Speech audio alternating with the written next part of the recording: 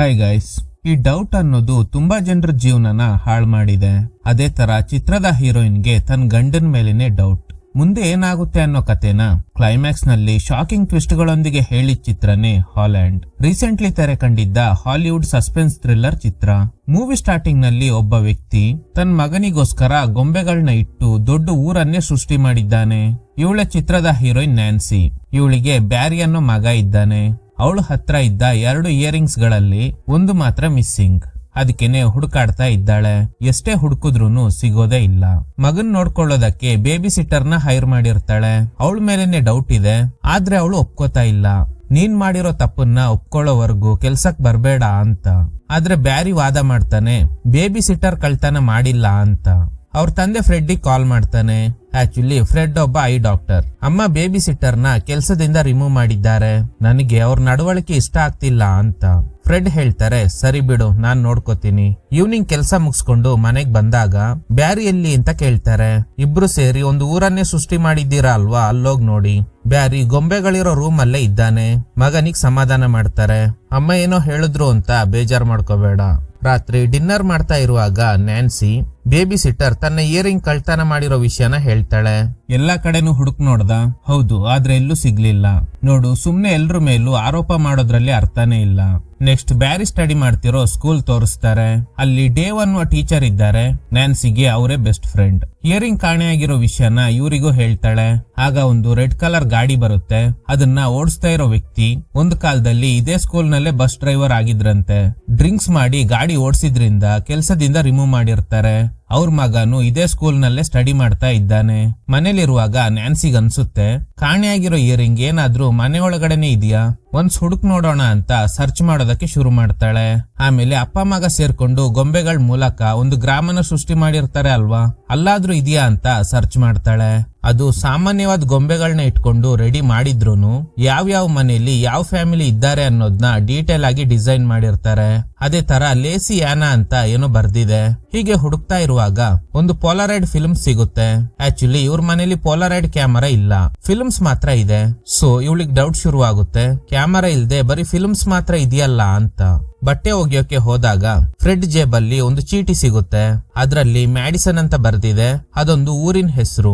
ಇಲ್ಲಿಂದ ಅದು ತುಂಬಾ ದೂರದಲ್ಲಿದೆ. ಫ್ರೆಡ್ ಮ್ಯಾಡಿಸನ್ ಗೆ ಹೋದಾಗ ನೋ ಪಾರ್ಕಿಂಗ್ ಏರಿಯಾನಲ್ಲಿ ಗಾಡಿ ನಿಲ್ಸಿ ಫೈನ್ ಕಟ್ಟಿರ್ತಾರೆ. ಅದ್ರ ರಿಸಿಪ್ಟೇ ಈಗ ಸಿಕ್ಕಿರೋದು. ಇವರೆಲ್ಲ ಇರೋದು ಹಾಲ್ಯಾಂಡ್ ಅಲ್ಲಿ. ಹೀಗಿರುವಾಗ ಫ್ರೆಡ್ ಯಾಕೆ ಮ್ಯಾಡಿಸನ್ ಗೆ ಹೋದ್ರು, ಇದ್ರ ಬಗ್ಗೆ ನ್ಯಾನ್ಸಿ ಅವ್ರ ಹತ್ರ ಏನು ಕೇಳಲ್ಲ. ನೆಕ್ಸ್ಟ್ ಡೇನೆ ಸ್ಕೂಲ್ ನಲ್ಲಿ ಡೇವ್ ಹತ್ರ ಹೇಳ್ತಾಳೆ, ನನಗೆ 2 ಡೌಟ್ಸ್ ಇದೆ. ನಮ್ಮನೇಲಿ ಪೋಲಾರೈಡ್ ಕ್ಯಾಮರಾ ಇಲ್ಲ, ಆದ್ರೆ ಫಿಲ್ಮ್ಸ್ ಮಾತ್ರ ಇದೆ. ಕ್ಯಾಮರಾ ಇಲ್ದೆ ಬರೀ ಫಿಲ್ಮ್ಸ್ ಮಾತ್ರ ಇದೆ ಅಂದ್ರೆ ಏನರ್ಥ? ಆ ಫಿಲ್ಮ್ಸ್ ಅಲ್ಲಿ ಏನೋ ಇದೆ, ಅದನ್ನ ಯಾರು ನೋಡ್ಬಾರ್ದು ಅಂತ ಫ್ರೆಡ್ ಹೈಡ್ ಮಾಡಿ ಇಟ್ಟಿರ್ಬೋದು. ಎರಡನೇದು, ಪದೇ ಪದೇ ಕಾನ್ಫರೆನ್ಸ್ ಇದೆ ಅಂತ ಬೇರೆ ಊರಿನ ಕಡೆ ಹೋಗ್ತಾ ಇರ್ತಾರೆ. ಆದ್ರೆ ನನ್ನ ಹತ್ರ ಹೇಳ್ಬಿಟ್ಟು ಹೋಗ್ತಿರೋ ಊರು ಬೇರೆ. ಮ್ಯಾಡಿಸನ್ ನ ನೋ ಪಾರ್ಕಿಂಗ್ ಏರಿಯಾನಲ್ಲಿ ಗಾಡಿ ನಿಲ್ಸಿ ಫೈನ್ ಕಟ್ಟಿರೋ ರಿಸಿಪ್ಟ್ ಸಿಕ್ಕಿದೆ. ಆದ್ರೆ ಫ್ರೆಡ್ ಮ್ಯಾಡಿಸನ್ ಗೆ ಹೋಗೇ ಇಲ್ಲ. ನನ್ ಹತ್ರ ಏನೋ ಮುಚ್ಚಿಡ್ತಾ ಇದ್ದಾನೆ ಅನ್ಸುತ್ತೆ. ಮೇ ಬಿ ಯಾರ ಜೊತೆನೋ ಅಫೇರ್ ಇಟ್ಕೊಂಡಿರ್ಬೋದು. ಪದೇ ಪದೇ ಕಾನ್ಫರೆನ್ಸ್ ಇದೆ ಅಂತ ಹೋಗ್ತಿರೋದೆ ಅಫೇರ್ ಇಟ್ಕೊಂಡಿರೋ ಹುಡುಗಿನ ಮೀಟ್ ಆಗಕ್ಕೆ ಆಗಿರ್ಬೋದು ಅಂತ. ಮನೇಲಿರುವಾಗ ಪೋಲಾರೈಡ್ ಫಿಲ್ಮ್ಸ್ ಅಲ್ಲಿ ಏನಿರ್ಬೋದು ಅಂತ ಯೋಚನೆ ಮಾಡ್ತಾ ಇದ್ದಾಳೆ. ರಾತ್ರಿ ಫ್ರೆಡ್ ಹೇಳ್ತಾರೆ, ಗ್ರೀನ್ ವ್ಯಾಲಿನಲ್ಲಿ ಕಾನ್ಫರೆನ್ಸ್ ಇದೆ, 3 ದಿನ ಬರಲ್ಲ ಅಂತ. ರಾತ್ರಿ ಫ್ರೆಡ್ ನಿದ್ದೆ ಮಾಡಿದ್ಮೇಲೆ ಆ ಟಾಯ್ಸ್ ವಿಲೇಜ್ ಇರೋ ಜಾಗಕ್ಕೆ ಬರ್ತಾಳೆ. ಅಲ್ಲಿ ಪೋಲಾರೈಡ್ ಫಿಲ್ಮ್ಸ್ ಇರುತ್ತೆ ಅಲ್ವಾ, ಅದನ್ನ ಫೋಟೋ ತೆಗಿತಾಳೆ. ಏನೋ ಶಬ್ದ ಕೇಳಿದ್ರಿಂದ ಹೊರಗಡೆ ಬರ್ತಾಳೆ. ಇಲಿಗಳು ಓಡಾಡ್ತಾ ಇರೋದ್ರಿಂದಾನೇ ಶಬ್ದ ಕೇಳಿರುತ್ತೆ. ಹಾಗೆ ಬ್ಯಾರಿ ಓಡ್ತಾ ಇದ್ದಾನೆ. ಅವನು ಡಿಫ್ರೆಂಟ್ ಆಗಿರೋ ಡ್ರೆಸ್ ನ ಹಾಕೊಂಡಿದ್ದಾನೆ. ಅವನು ಸಡನ್ ಆಗಿ ಕಾಣೆ ಆಗ್ತಾನೆ. ಗಾಬರಿಯಾಗಿದ್ದ ನ್ಯಾನ್ಸಿ ಮಗನಿಗೋಸ್ಕರ ಊರಿಡಿ ಹುಡುಕ್ತಾ ಇದ್ದಾಳೆ. ಆಕ್ಚುಲಿ ಇವಳು ಹುಡುಕ್ತಾ ಇರೋ ಜಾಗ ಯಾವ್ದು ಗೊತ್ತಾ? ಅಪ್ಪ ಮಗ ಸೇರ್ಕೊಂಡು ಒಂದು ಗ್ರಾಮನ ಸೃಷ್ಟಿ ಮಾಡಿದ್ರು ಅಲ್ವಾ, ಅದೇ ಗ್ರಾಮದಲ್ಲೇ ಇವಳು ಹುಡುಕ್ತಾ ಇರೋದು. ಅಲ್ಲಿ ಅವರು ರೆಡಿ ಮಾಡಿದ್ದ ಗೊಂಬೆಗಳೆಲ್ಲ ಹೆಣಗಳ ರೀತಿ ಬಿದ್ದೋಗಿದೆ. ಅದ್ರ ಮಧ್ಯೆನೆ ಇವಳು ನಡೀತಾ ಇದ್ದಾಳೆ. ಈಗ ಸಡನ್ ಆಗಿ ಅಲ್ಲಿದ್ದ ಮನೆಗಳೆಲ್ಲ ಚಿಕ್ಕದಾಗಿ ಇವಳು ಅವುಗಳಿಗಿಂತ ದೊಡ್ಡದಾಗಿ ನಿಧಾನಕ್ಕೆ ನೀರಲ್ಲಿ ಮುಳುಗ್ತಾ ಇದ್ದಾಳೆ. ಅಷ್ಟರಲ್ಲಿ ನ್ಯಾನ್ಸಿಗೆ ಎಚ್ಚರಿಕೆ ಆಗುತ್ತೆ, ಯಾಕಂದ್ರೆ ಇದೊಂದು ಕನ್ಸು. ಇನ್ನು ಸ್ಕೂಲ್ ನಲ್ಲಿದ್ದ ಒಬ್ಬ ಹುಡುಗ ಯಾವಾಗ್ಲೂ ಬೇಜಾರಾಗಿರ್ತಾನೆ. ಡೇವ್ ಕೇಳ್ತಾರೆ, ಏನೋ ಮನೇಲಿ ಏನಾದ್ರೂ ಸಮಸ್ಯೆನಾ? ಆ ಹುಡುಗ ಏನು ಉತ್ತರ ಕೊಡದೆ ಅಲ್ಲಿಂದ ಹೋಗ್ತಾನೆ. ಇದೇ ಸ್ಕೂಲ್ ನಲ್ಲಿ ಬಸ್ ಡ್ರೈವರ್ ಆಗಿದ್ರು ಅಲ್ವಾ, ಅವ್ರ ಮಗನೇ ಇವನು. ಅವ್ರ ತಂದೆ ಜೊತೆ ಕಾರಲ್ಲಿ ಹೋಗ್ತಾನೆ. ಡೇವ್ಗೆ ಅನ್ನಿಸ್ತಾ ಇದೆ ಮೇ ಬಿ ಅವ್ರ ಅಪ್ಪ ಇವನಿಗೆ ಟಾರ್ಚರ್ ಮಾಡ್ತಿರ್ಬೋದೇನೋ ಅಂತ. ಅದ್ರ ಬಗ್ಗೆ ನ್ಯಾನ್ಸಿಗೂ ಹೇಳ್ತಾರೆ.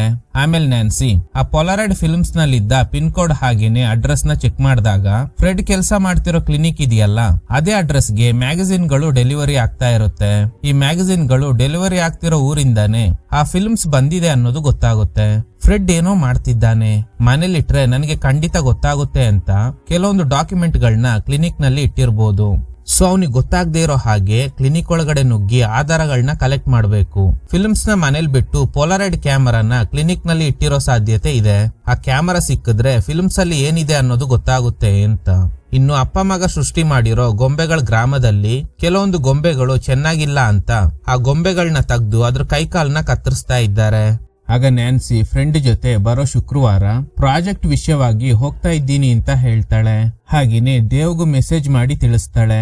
ಪ್ಲಾನ್ ಏನಂದ್ರೆ ಡೇವ್ ಐ ಚೆಕಪ್ ಮಾಡೋ ನೆಪದಲ್ಲಿ ಕ್ಲಿನಿಕ್ ಗೆ ಹೋಗಿ ರೆಸ್ಟ್ ರೂಮ್ ವಿಂಡೋನ ಓಪನ್ ಮಾಡಬೇಕು.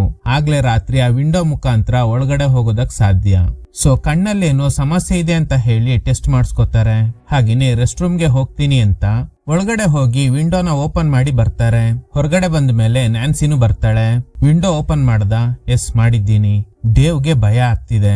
ಸೊ ಅದಕ್ಕೆ ಇವತ್ ರಾತ್ರಿ ನಾನ್ ಬರಕ್ಕಾಗಲ್ಲ, ಡೇಟ್ ಇದೆ, ಇವತ್ ರಾತ್ರಿ ಹೊರಗಡೆ ಹೋಗ್ತಾ ಇದ್ದೀನಿ ಅಂತ ಸುಳ್ಳು ಹೇಳ್ತಾರೆ. ನ್ಯಾನ್ಸಿ ಹೇಳ್ತಾಳೆ ಪರವಾಗಿಲ್ಲ ಬಿಡು, ನಾನೇ ನೋಡ್ಕೋತೀನಿ. ಹೀಗೆ ಮಾತಾಡ್ತಾ ಇಬ್ರು ಕಿಸ್ ಮಾಡ್ಕೋತಾರೆ. ಅಂದ್ರೆ ಇಬ್ರಿಗೂ ಇಷ್ಟ ಆಗಿದೆ ಅಂತ ಅರ್ಥ. ರಾತ್ರಿ ಪ್ಲಾನ್ ಪ್ರಕಾರ ಕ್ಲಿನಿಕ್ ಹಿಂದೆ ಗಾಡಿ ನಿಲ್ಸಿ ರೆಸ್ಟ್ ರೂಮ್ ವಿಂಡೋ ಮುಖಾಂತರ ನ್ಯಾನ್ಸಿನ ಕಳಿಸ್ತಾರೆ. ಈ ಕಡೆ ಅಪ್ಪ ಮಗ ಡಿನ್ನರ್ಗೆ ಅಂತ ಹೊರಗಡೆ ಬಂದಿರ್ತಾರೆ. ಅಷ್ಟರಲ್ಲಿ ಫ್ರೆಡ್ಗೆ ಮೆಸೇಜ್ ಬಂದಿದೆ, ನಿನ್ ಜೊತೆ ಮಾತಾಡ್ಬೇಕು ಅಂತ. ಕಾಲ್ ಮಾಡಿರೋದು ನ್ಯಾನ್ಸಿ ಅವ್ರ ಫ್ರೆಂಡ್.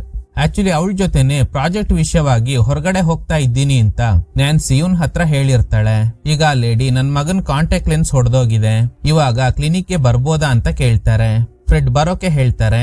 ಈಗ ಅವರು ಕ್ಲಿನಿಕ್ ಹತ್ರ ಬರ್ತಾರೆ. ಪೇಷಂಟ್ ಜೊತೆನೆ ಫ್ರೆಡ್ ಬರ್ತಾ ಇರೋದ್ ನೋಡಿ ಡೇವ್ ನ್ಯಾನ್ಸಿಗೆ ಕಾಲ್ ಮಾಡ್ತಾರೆ.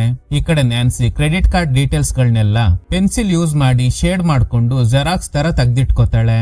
ಹಾಗೇನೆ ತುಂಬಾ ಮನೆಗಳ ಫೋಟೋಸ್ ಇರೋದ್ನ ಅಬ್ಸರ್ವ್ ಮಾಡ್ತಾಳೆ.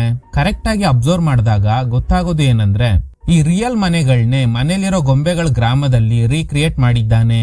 ಇಲ್ ನೋಡಿ ಲೂಸಿ ಆನಾ ಅಂತ ಬರ್ದಿದ್ಯಲ್ಲ, ಇದೇ ಹೆಸರಲ್ಲಿ ಒಂದು ಮನೆ ಆ ಗೊಂಬೆಗಳ ಗ್ರಾಮದಲ್ಲೂ ಇದೆ. ಅಷ್ಟರಲ್ಲಿ ಡೇವ್ ನಿನ್ ಗಂಡ ಒಳಗಡೆ ಬರ್ತಾ ಇದ್ದಾನೆ, ಹೈಡ್ ಆಗು ಅಂತ ಅಲರ್ಟ್ ಮಾಡ್ತಾರೆ. ಇನ್ನು ಫ್ರೆಡ್ ಆ ಪೇಷಂಟ್ ಕಣ್ ಚೆಕ್ ಮಾಡ್ತಾರೆ. ನ್ಯಾನ್ಸಿ ಹೇಗಾದ್ರೂ ಇಲ್ಲಿಂದ ತಪ್ಸ್ಕೋಬೇಕು. ಹೊರಗಡೆ ಫ್ರೆಡ್ ಇರೋದ್ರಿಂದ ರೆಸ್ಟ್ ರೂಮ್ ವಿಂಡೋ ಇಂದ ಹೋಗಕ್ ಆಗಲ್ಲ. ಸೊ ಆಫೀಸ್ ನ ವಿಂಡೋ ಓಪನ್ ಮಾಡಿ ಎಸ್ಕೇಪ್ ಆಗೋಕೆ ಟ್ರೈ ಮಾಡ್ತಾಳೆ. ಆಫೀಸ್ ನಲ್ಲಿ ಏನೋ ಶಬ್ದ ಕೇಳ್ತಿದ್ಯಲ್ಲ ಅಂತ ಡೋರ್ ಮೇಲೆ ಕಿವಿ ಇಟ್ಟು ಕೇಳಿಸ್ಕೊತಾ ಇದ್ದಾನೆ. ಒಳಗಡೆ ಬಂದು ನೋಡಿದಾಗ ಎಲ್ಲ ಇದ್ದಂಗೆ ಇದೆ. ಸೊ ಡೋರ್ ಕ್ಲೋಸ್ ಮಾಡ್ತಾರೆ. ಹೇಗೋ ನ್ಯಾನ್ಸಿ ಅಲ್ಲಿಂದ ತಪ್ಸ್ಕೊಂಡು ಹೊರಗಡೆ ಬರ್ತಾಳೆ. ಈ ಕಡೆ ಫ್ರೆಡ್ ಪ್ರಾಬ್ಲಮ್ ಏನು ಇಲ್ಲ, ಸೇಮ್ ಪವರ್ ಇದೆ, ಗ್ಲಾಸ್ ಹಾಕಿದ್ರೆ ಸರಿ ಹೋಗುತ್ತೆ. ಅದಿರ್ಲಿ, ನೀವು ನ್ಯಾನ್ಸಿ ಜೊತೆ ಪ್ರಾಜೆಕ್ಟ್ ವಿಷಯವಾಗಿ ಹೋಗ್ತೀನಿ ಅಂದಿದ್ರಿ ಅಂತೆ, ಆತರ ಯಾವ್ದೇ ಪ್ರಾಜೆಕ್ಟ್ ಇಲ್ವಲ್ಲ. ಸೊ ಹೆಂಡತಿ ಸುಳ್ಳು ಹೇಳಿದ್ದಾಳೆ ಅನ್ನೋದು ಗೊತ್ತಾಗುತ್ತೆ. ಇನ್ನು ನ್ಯಾನ್ಸಿ ಹಾಗೇನೆ ಡೇವ್ ರೊಮ್ಯಾಂಟಿಕ್ ಮೋಡ್ ಅಲ್ಲಿ ಇದ್ದಾರೆ. ಫ್ರೆಡ್ಗೆ ಡೌಟ್ ಶುರು ಆಗಿದ್ರಿಂದ ಮತ್ತೆ ಆಫೀಸ್ ಒಳಗಡೆ ಹೋಗಿ ಚೆಕ್ ಮಾಡ್ತಾರೆ. ಅಲ್ಲಿ ನ್ಯಾನ್ಸಿ ಹಾಕಿದ ಇಯರಿಂಗ್ ಬಿದ್ದೋಗಿದೆ. ಇನ್ನು ಡೇವ್ ಹಾಗೇನೆ ನ್ಯಾನ್ಸಿ ಒಟ್ಟಿಗೆ ಇರುವಾಗ ಯಾರೋ ಮನೆ ಹತ್ರ ಬಂದು ಗಲಾಟೆ ಮಾಡ್ತಾರೆ. ಡೇವ್ ಬ್ಯಾಟ್ ತಗೊಂಡು ಹೊರಗಡೆ ಬಂದಾಗ ಬಸ್ ಡ್ರೈವರ್ ಒಬ್ಬನ್ನ ಸ್ಕೂಲಲ್ಲಿ ಕೆಲಸದಿಂದ ರಿಮೂವ್ ಮಾಡಿರ್ತಾರೆ ಅಲ್ವಾ, ಅವನೇ ಬಂದಿರೋದು. ಡೇವ್ ಆಕ್ಚುಲಿ ಹೊರಗಡೆ ಊರವರು, ನಿನಗೆ ನಮ್ಮೂರ್ ಹುಡುಗಿನೇ ಬೇಕಾ ಅಂತ ಇವರೆಲ್ಲ ಗಲಾಟೆ ಮಾಡ್ತಾರೆ. ಡೇವ್ ಬ್ಯಾಟ್ ಇಂದ ಕಾರ್ ಗ್ಲಾಸ್ ನ ಹೊಡೆದಾಕಿದ್ರಿಂದ ಹೆದ್ರಿ ಅವರೆಲ್ಲ ಅಲ್ಲಿಂದ ಓಡೋಗ್ತಾರೆ. ಇದನ್ ನೋಡಿ ನ್ಯಾನ್ಸಿ ಇಂಪ್ರೆಸ್ ಆಗ್ತಾಳೆ. ಇವರಿಗೆ ಅನ್ನಿಸ್ತಾ ಇದೆ ನಾವು ಈ ರೀತಿ ಅಫೇರ್ ಇಟ್ಕೊಳ್ಳೋದು ಸರಿ ಇಲ್ಲ, ನೀನು ಪ್ರಾಪರ್ ಆಗಿ ಡಿವೋರ್ಸ್ ತಗೊಂಡು ಬಾ, ಆಗ ನಾನು ನಿನ್ನ ಮದ್ವೆ ಆಗ್ತೀನಿ ಅಂತ. ಇವಳು ಬೇಜಾರ್ ಮಾಡ್ಕೊಂಡು ಮನೆಗ್ ಬರ್ತಾಳೆ. ಬೆಳಗ್ಗೆ ಫ್ರೆಡ್ ಇವಳು ಕ್ಲಿನಿಕ್ ಗೆ ನುಗ್ಗಿರೋದು, ಹಾಗೇನೆ ಫ್ರೆಂಡ್ ಜೊತೆಲಿ ಪ್ರಾಜೆಕ್ಟ್ ವರ್ಕ್ ವಿಷಯವಾಗಿ ಹೊರಗಡೆ ಹೋಗ್ತಾ ಇದ್ದೀನಿ ಅಂತ ಸುಳ್ಳು ಹೇಳಿರೋದು, ಇದೆಲ್ಲ ಗೊತ್ತಿದ್ರೂನು ಇದ್ರ ಬಗ್ಗೆ ಏನು ಕೇಳೋದೇ ಇಲ್ಲ. ಇನ್ನು ನ್ಯಾನ್ಸಿ ಕ್ರೆಡಿಟ್ ಕಾರ್ಡ್ ಡೀಟೇಲ್ಸ್ ಗಳನ್ನ ಕಲೆಕ್ಟ್ ಮಾಡಿದ್ಲು ಅಲ್ವಾ, ಅದನ್ನ ಚೆಕ್ ಮಾಡಿದಾಗ $300 ಅಷ್ಟು ದುಡ್ಡನ್ನ ಒಂದು ಜ್ಯುವೆಲರಿ ಶಾಪ್ ನಲ್ಲಿ ಸ್ವೈಪ್ ಮಾಡಿದ್ದಾನೆ ಅನ್ನೋದು ಗೊತ್ತಾಗುತ್ತೆ. ಸೊ ಹಾಗಾದ್ರೆ ಅಫೇರ್ ಇಟ್ಕೊಂಡಿರೋ ಹುಡುಗಿಗೆ ಜ್ಯುವೆಲರಿ ಕೊಡ್ಸಿರ್ಬೋದು ಅಂತ ಗೆಸ್ ಮಾಡ್ತಾಳೆ. ನೆಕ್ಸ್ಟ್ ಡೇ ಬಟನ್ಸ್ ಗಳನ್ನ ಇಟ್ಟಿದ್ದ ಡಬ್ಬಿ ಒಳಗಡೆ ಮಿಸ್ ಆಗಿದ್ದ ಇಯರಿಂಗ್ ಸಿಗುತ್ತೆ. ಸೊ ಹಾಗಾದ್ರೆ ಸುಮ್ನೆ ಬೇಬಿ ಸಿಟ್ಟರ್ ಮೇಲೆ ಸಂದೇಹ ಪಟ್ಬಿಟ್ನ. ಕೆಲವು ದಿನಗಳ ನಂತರ ನ್ಯಾನ್ಸಿ ರೂಮ್ ನಲ್ಲಿ ಒಂದು ಗಿಫ್ಟ್ ಇದೆ.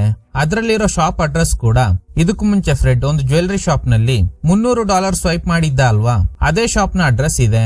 ಇವಳು ವಸ್ತುಗಳೆಲ್ಲ ಕಾಣೆ ಆಗ್ತಿದೆ ಅಂತ ಹೇಳಿರ್ತಾಳೆ ಅಲ್ವಾ, ಅದಕ್ಕೇನೆ ಲಾಕರ್ ನ ಗಿಫ್ಟ್ ಆಗಿ ಕೊಟ್ಟಿರ್ತಾನೆ. ನಿನ್ನೆ ರಾತ್ರಿ ನಮ್ ಕ್ಲಿನಿಕ್ ಗೆ ನಿನ್ ಫ್ರೆಂಡ್ ಮಗನ್ ಜೊತೆ ಬಂದಿದ್ಲು. ನೀನ್ ಅವಳ ಜೊತೆ ಪ್ರಾಜೆಕ್ಟ್ ವಿಷಯವಾಗಿ ಹೊರಗಡೆ ಹೋಗ್ತೀನಿ ಅಂದಿದ್ದೆ ಅಲ್ವಾ, ಆದ್ರೆ ಅವಳು ಆತರ ಯಾವ್ದೇ ಪ್ರಾಜೆಕ್ಟ್ ಇಲ್ಲ ಅಂತ ಹೇಳಿದ್ಲು. ಹಾಗೇನೆ ನೀನ್ ಹಾಕೊಂಡಿದ್ದ ಇಯರಿಂಗ್ ನಮ್ ಕ್ಲಿನಿಕ್ ನಲ್ಲಿ ಸಿಕ್ತು ಅಂತ ಅದನ್ನ ಕೊಡ್ತಾರೆ. ನೀನ್ ಯಾಕೆ ಸುಳ್ಳು ಹೇಳಿ ನಮ್ ಕ್ಲಿನಿಕ್ ಒಳಗಡೆ ನುಗ್ದೆ ಅಂತ ನಾನ್ ಕೇಳಲ್ಲ.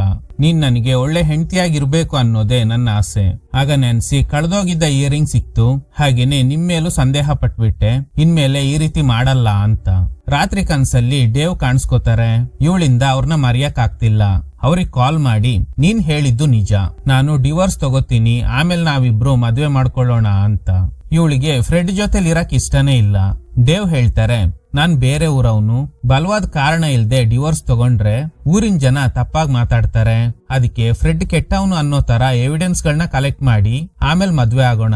ಆಗ ಯಾರು ಕೂಡ ನಮ್ ಬಗ್ಗೆ ತಪ್ಪಾಗಿ ಮಾತಾಡಲ್ಲ. ಸೊ ನೆಕ್ಸ್ಟ್ ಟೈಮ್ ಅವನು ಕಾನ್ಫರೆನ್ಸ್ ಗೆ ಹೋದಾಗ ನಾನು ಅವನ್ನ ಫಾಲೋ ಮಾಡ್ಕೊಂಡು ಹೋಗ್ತೀನಿ ಅಂತ. ಸ್ವಲ್ಪ ದಿನಕ್ಕೆ ಮಗನ್ನ ನೋಡ್ಕೊಳ್ಳೋದಕ್ಕೆ ಒಬ್ರು ಬೇಬಿ ಸಿಟರ್ ನ ಹೈರ್ ಮಾಡಿ ಇವಳು ಕೂಡ ಹೋಗ್ತಾಳೆ. ಈಗ ಇಬ್ರು ಸೇರ್ಕೊಂಡು ಫ್ರೆಡ್ ನ ಫಾಲೋ ಮಾಡ್ತಾರೆ. ನೆಕ್ಸ್ಟ್ ಅವನು ಸ್ಟೇ ಆಗಿರೋ ಲಾಡ್ಜ್ ಒಳಗಡೆ ಹೋಗ್ತಾರೆ. ಫ್ರೆಡ್ ಸ್ಟೇ ಆಗಿರೋ ರೂಮ್ ನಂಬರ್ ಇವಳಿಗೆ ಗೊತ್ತಿರೋದ್ರಿಂದ ನ್ಯಾನ್ಸಿ ಲಿಫ್ಟ್ ಅಲ್ಲಿ ಹೋಗ್ತಾಳೆ. ಇನ್ನು ಡೇವ್ ಅವನು ಡ್ರಿಂಕ್ಸ್ ಮಾಡ್ತಿರೋ ಜಾಗಕ್ಕೆ ಬರ್ತಾರೆ. ಈ ಕಡೆ ರೂಮ್ ಒಳಗಡೆ ಎಂಟರ್ ಆಗಿರೋ ನ್ಯಾನ್ಸಿ ಏನಾದ್ರೂ ಎವಿಡೆನ್ಸ್ ಸಿಗುತ್ತಾ ಅಂತ ಹುಡುಕ್ತಾ ಇರುವಾಗ ಒಂದು ಹ್ಯಾಂಡ್ ಕಫ್ ಸಿಗುತ್ತೆ. ಅದನ್ನ ಫೋಟೋ ತೆಗಿತಾಳೆ. ಹಾಗೇನೆ ನಾಯಿಗಳಿಗೆ ಹಾಕೋ ಫುಡ್ ಇದೆ, ಇದನ್ನೆಲ್ಲ ಯಾಕೆ ತೆಗ್ದಿಟ್ಕೊಂಡಿದ್ದಾನೆ ಅಂತ ಅದನ್ನೆಲ್ಲ ಫೋಟೋ ತೆಗಿತಾಳೆ. ಇನ್ನು ಫ್ರೆಡ್ ರೂಮ್ ಕಡೆ ಹೊರಟಾಗ ಡೇವ್, ನಾನು ನಿಮ್ ಕ್ಲಿನಿಕ್ ಗೆ ಬಂದಿದ್ದೆ, ನಾನು ನಿಮ್ ಪೇಷಂಟ್, ಬನ್ನಿ ಡ್ರಿಂಕ್ಸ್ ಮಾಡಿ, ನಾನ್ ಪೇ ಮಾಡ್ತೀನಿ ಅಂತ. ಆದ್ರೆ ಫ್ರೆಡ್ ಇಲ್ಲ, ನಾನ್ ಜಾಸ್ತಿ ಕುಡಿಯಲ್ಲ ಅಂತ ಹೇಳಿ ಅಲ್ಲಿಂದ ಹೋಗ್ತಾರೆ. ಈಗ ರೂಮ್ ಒಳಗಡೆ ಇರೋ ನ್ಯಾನ್ಸಿಗೆ ಅಲರ್ಟ್ ಮಾಡ್ತಾರೆ, ಬೇಗ ಹೊರಟು ಹೊರಗಡೆ ಬಾ. ನಾನು ಅವನ್ನ ತಡೆಯೋ ಪ್ರಯತ್ನ ಮಾಡಿದೆ ಆದ್ರೆ ಆಗ್ಲಿಲ್ಲ ಅಂತ. ಸೊ ನ್ಯಾನ್ಸಿ ಬೇಗ ರೂಮ್ ಇಂದ ಹೊರಗಡೆ ಬಂದು ಇನ್ನೇನು ಲಿಫ್ಟ್ ಅಲ್ಲಿ ಹೋಗ್ಬೇಕು ಅನ್ನೋ ಅಷ್ಟ್ರಲ್ಲಿ ಫ್ರೆಡ್ ಬರ್ತಾನೆ. ಅದಕ್ಕೆ ಒಂದ್ ಕಡೆ ಹೈಡ್ ಆಗ್ತಾಳೆ. ಅಷ್ಟ್ರಲ್ಲಿ ಇವಳಿಗೆ ಕಾಲ್ ಬರುತ್ತೆ. ತನ್ನ ವೈಫ್ ಫೋನ್ ನ ರಿಂಗ್ ಟೋನ್ ಕೂಡ ಇದೇ ತರನೇ ಇದೆಯಲ್ಲ ಅಂತ ಶಬ್ದ ಬರ್ತಿರೋ ಡೈರೆಕ್ಷನ್ ಗೆ ಬರ್ತಾರೆ. ಆದ್ರೆ ಅವಳು ಆ ಜಾಗದಲ್ಲಿ ಇರಲ್ಲ. ಅಲ್ಲೊಂದು ಎಕ್ಸಿಟ್ ಡೋರ್ ಇದೆ, ಅದ್ರ ಮುಖಾಂತರ ಹೊರಗಡೆ ಬಂದಿರ್ತಾಳೆ. ಹೊರಗಡೆ ಬಂದ ಮೇಲೆ ನಾವು ನಾಯಿಗಳನ್ನ ಸಾಕಿಲ್ಲ ಅಂದ್ರೂ ಡಾಗ್ ಫುಡ್ ಇದೆ, ಹಾಗೇನೆ ಒಂದು ಹ್ಯಾಂಡ್ ಕಫ್ ಕೂಡ ಇದೆ. ನನ್ಗೆ ಯಾಕೋ ಫ್ರೆಡ್ ನಾವೆಲ್ಲ ಅನ್ಕೊಂಡಿರೋ ಹಾಗೆ ಇಲ್ಲ ಅನ್ಸುತ್ತೆ, ಅವನ್ ವ್ಯಕ್ತಿತ್ವನೇ ಬೇರೆ ತರ ಇದೆ ಅಂತ. ಬರೀ ಫೋಟೋಗಳನ್ನ ಇಟ್ಕೊಂಡು ಅವನ್ನ ಕೆಟ್ಟವನು ಅಂತ ಪ್ರೂವ್ ಮಾಡಕ್ ಆಗಲ್ಲ. ಅವ್ನ್ ಯಾರ ಜೊತೆ ಆದ್ರೂ ಅಫೇರ್ ಇಟ್ಕೊಂಡಿದ್ರೆ ಅವಳ ಜೊತೆ ಇರೋ ಫೋಟೋ ಸಿಕ್ಕಿದ್ರೆ ಸಾಕು, ಅದೇ ಸಾಲಿಡ್ ಎವಿಡೆನ್ಸ್ ಆಗುತ್ತೆ ಅಂತ.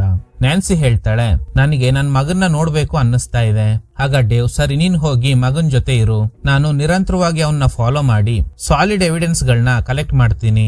ಈಗ ರಿಟರ್ನ್ ಬರುವಾಗ ಇವಳಿಗೆ ಅನ್ನಿಸ್ತಾ ಇದೆ, ಆ ಗೊಂಬೆಗಳಿರೋ ಗ್ರಾಮದಲ್ಲಿ ಒಂದು ಮನೆ ಇತ್ತು, ಅದೇ ತರದ ಮನೆ ಇರೋ ಫೋಟೋ ಫ್ರೆಡ್ ನ ಕ್ಲಿನಿಕ್ ನಲ್ಲಿ ಸಿಕ್ಕಿದೆ. ಸೊ ಆ ಗೊಂಬೆಗಳ ಗ್ರಾಮನ ಒಂದು ಲೆನ್ಸ್ ಮುಖಾಂತರ ನೋಡಿದಾಗ ಲೇಸಿಯಾನ ಅಂತ ಬರ್ದಿದೆ. ಅದೇ ತರನೇ ಈ ಫೋಟೋನಲ್ಲೂ ಇದೆ.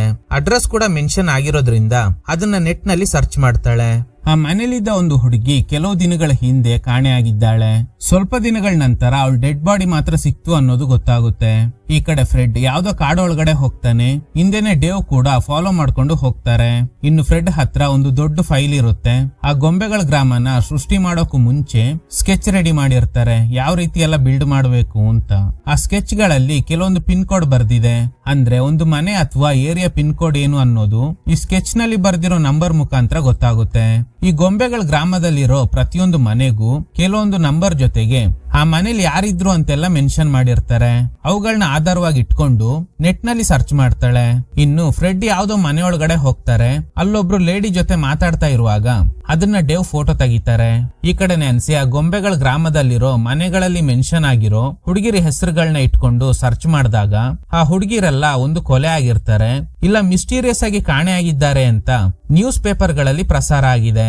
ಆ ಕಿಲ್ಲರ್ ಇಲ್ಲಿ ತನಕ ಸಿಕ್ಕಿಲ್ವಂತೆ. ಇದನ್ ನೋಡಿ ಮೇ ಬಿ ಫ್ರೆಡ್ ಒಬ್ಬ ಸೀರಿಯಲ್ ಕಿಲ್ಲರ್ ಆಗಿರ್ಬೋದಾ ಅಂತ ಇವಳಿಗೆ ಡೌಟ್ ಶುರು ಆಗುತ್ತೆ.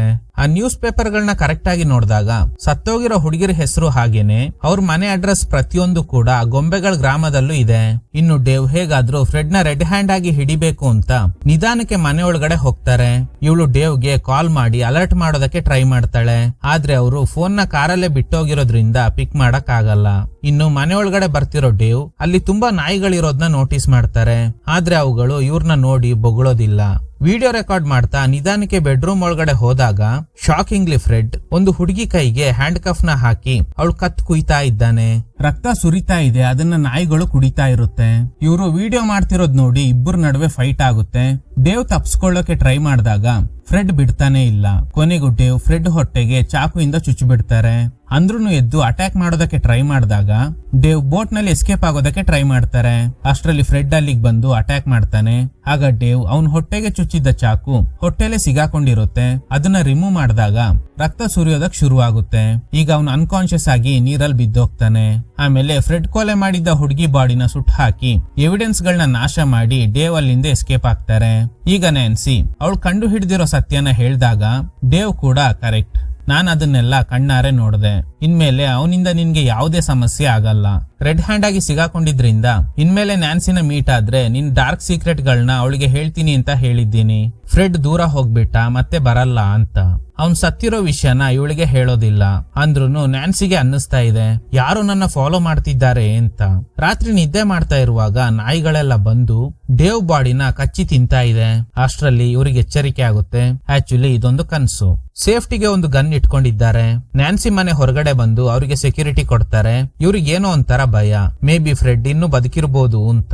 ಇವತ್ತು ಹಾಲೆಂಡ್ ಅಲ್ಲಿ ಯಾವ್ದೋ ಹಬ್ಬ. ಮಗ ಒಂದು ಇವೆಂಟ್ ಅಲ್ಲಿ ಡ್ಯಾನ್ಸ್ ಮಾಡ್ತಾನೆ. ಅದಕ್ಕೆ ಅವನ್ನ ಕರ್ಕೊಂಡು ಇವೆಂಟ್ ಗೆ ಬರ್ತಾಳೆ. ಈ ಇವೆಂಟ್ ಗೆ ಡೇವ್ ಕೂಡ ಬಂದಿದ್ದಾರೆ. ಇನ್ ಕೇಸ್ ಫ್ರೆಡ್ ಬದುಕಿದ್ರೆ ಖಂಡಿತ ಇವೆಂಟ್ ಗೆ ಬರ್ತಾನೆ ಅಂತ ಕಾಯ್ತಾ ಇದ್ದಾರೆ. ಗೆಸ್ ಮಾಡ್ದಂಗೆ ಫ್ರೆಡ್ ಇಲ್ಲಿಗ್ ಬಂದು ತನ್ನ ಮಗನ್ ಜೊತೆ ಮಾತಾಡ್ತಾನೆ. ಇವಳಿಗ್ ಶಾಕ್ ಆಗುತ್ತೆ. ಡೇವ್ ಬರಲ್ಲ ಅಂದಿದ್ರು ಮತ್ತೆ ಹೇಗ್ ಬಂದ ಅಂತ. ಈಗ ಇಬ್ರು ಅವನ್ನ ಹುಡುಕ್ತಾ ಇದ್ದಾರೆ. ಆದ್ರೆ ಅವನು ಕಾಣ್ತಾನೆ ಇಲ್ಲ. ಡೇವ್ ಹೇಳ್ತಾರೆ ನೀನ್ ಇಲ್ಲಿರೋದು ಸೇಫ್ ಅಲ್ಲ, ಬಾ ಹೋಗೋಣ ಅಂತ. ಆದ್ರೆ ಅವಳು ಫ್ರೆಡ್ ಬರಲ್ಲ ಅಂತ ಸುಳ್ಳು ಹೇಳ್ದೆ ಅಲ್ವಾ, ಮತ್ತೆ ಹೇಗೆ ಇಲ್ಲಿಗೆ ಬಂದ ಅಂತ ಕೋಪ ಮಾಡ್ಕೊಂಡು ಮಗನ್ ಕರ್ಕೊಂಡು ಅಲ್ಲಿಂದ ಹೋಗ್ತಾಳೆ. ಹಿಂದೆನೆ ಇನ್ನೊಂದು ಕಾರ್ ಕೂಡ ಫಾಲೋ ಮಾಡ್ಕೊಂಡು ಹೋಗುತ್ತೆ. ಮನೆಗ್ ಬಂದ ತಕ್ಷಣ ವಿಂಡೋ ಎಲ್ಲ ಕ್ಲೋಸ್ ಮಾಡ್ತಾಳೆ. ಅವಳ ಬ್ಯಾಗ್ ಅಲ್ಲಿರೋ ಫೋಟೋಸ್ ನ ಬ್ಯಾರಿ ನೋಡಿದಾಗ ಅಪ್ಪ ಕ್ರಿಯೇಟ್ ಮಾಡಿರೋ ಗೊಂಬೆಗಳ ಗ್ರಾಮದಲ್ಲಿರೋ ಮನೆಗಳ ತರಾನೇ ಈ ಫೋಟೋನಲ್ಲೂ ಇದೆಯಲ್ಲ. ಹಾಗಾದ್ರೆ ಅದೆಲ್ಲ ಬರೀ ಇಮ್ಯಾಜಿನೇಷನ್ ಮಾಡ್ಕೊಂಡು ಅಪ್ಪ ಸೃಷ್ಟಿ ಮಾಡಿಲ್ಲ.